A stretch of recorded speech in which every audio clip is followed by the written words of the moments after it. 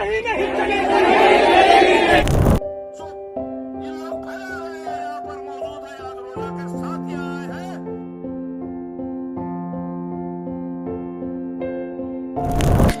जय हिंद दोस्तों, स्वागत है हमारे चैनल न्यूज भारत 18 पर।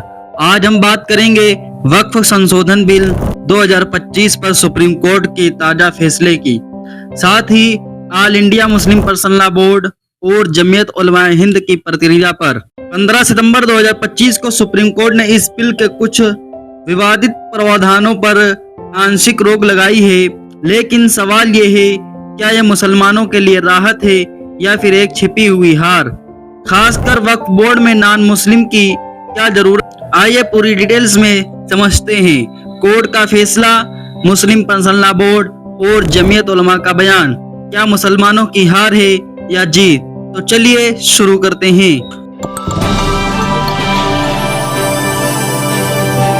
वक्फ एक्ट 1995 को संशोधित करने के लिए वक्फ संशोधन बिल 2025 अगस्त में लोकसभा में पेश हुआ।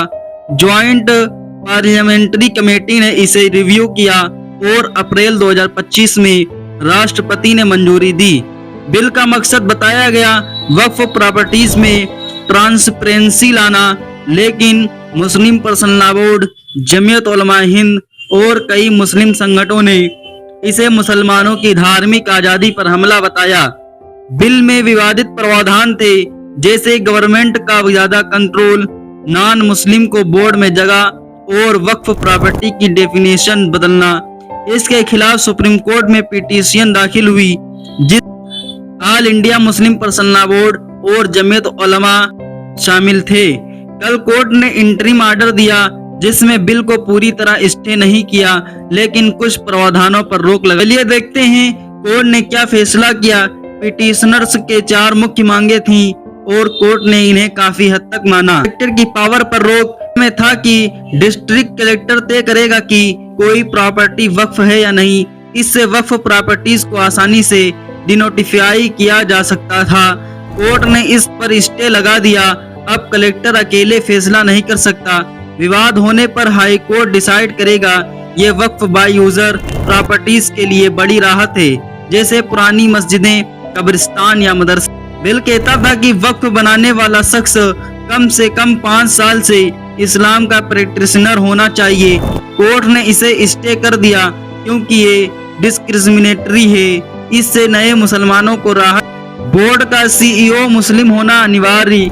बिल में सीईओ का पद नॉन मुस्लिम के लिए भी खुला था, लेकिन कोर्ट ने इसे स्ट्रिक्टली मुस्लिम के लिए रखा। नॉन मुस्लिम मेंबर्स की लिमिट।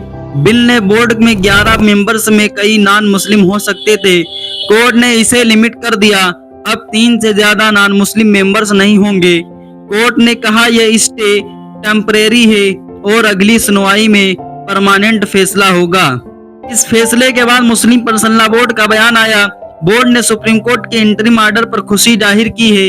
मुस्लिम पर्सनल लॉ बोर्ड के मेंबर और ईदगाह इमाम मौलाना खालिद रशीद फिरंगी महली ने कहा कि ये फैसला मुसलमानों को बड़ी राहत देता है, खासकर उन लोगों को जो अपनी जमीन दान करने से डर रहे थे।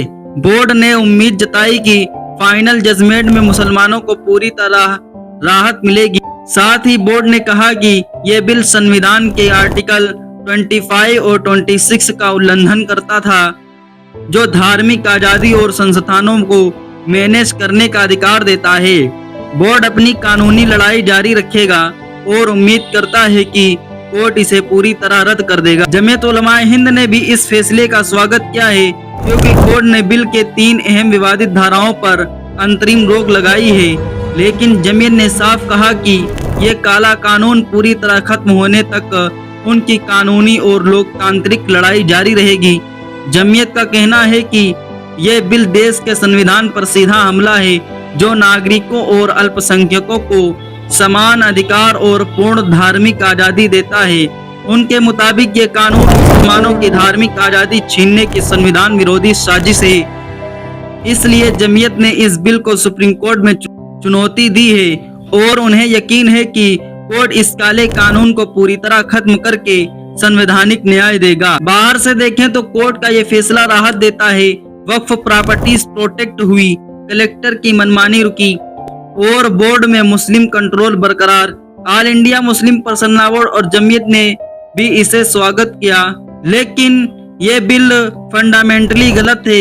वक्फ इस्लामिक लॉ का हिस्सा है जो सदियों से मुसलमानों के धार्मिक आजादी का प्रतीक रहा। ये बिल गवर्नमेंट को इतना कंट्रोल देता है कि वक्फ प्रॉपर्टीज धीरे धीरे गवर्नमेंट के हाथ में चली जाएंगी। सबसे बड़ी दिक्कत, बोर्ड में 3 नॉन मुस्लिम की क्या जरूरत? कोर्ट ने लिमिट तो की, लेकिन 3 क्यों? मंदिरों, गुरुद्वारों या चर्चों के बोर्ड्स में मुस्लिम मेंबर्स क्यों नहीं? अगर दूसरे धर्मों में ऐसा नहीं होता तो वक्फ बोर्ड में ये डबल स्टैंडर्ड क्यों? All India Muslim person law board और जमीयत उलमा हिंद सही कह रहे हैं, ये बिल संविधान के खिलाफ है जो हमें धार्मिक आजादी देता है। मुझे लगता है कि ये बिल ट्रांसपेरेंसी के नाम पर मुस्लिमों को कमजोर करने की साजिश है। अगर ट्रांसपेरेंसी चाहिए तो वक्फ बोर्ड के अंदर सुधार करें, बाहर से कंट्रोल क्यों? ये थी वक्फ बिल पर सुप्रीम कोर्ट के फैसले, all India Muslim person law board और जमीयत उल हिंद की प्रतिक्रियाएं की पूरी डिटेल। आपका क्या ख्याल है, मुसलमानों की जीत है या हार? कमेंट्स में जरूर बताएं।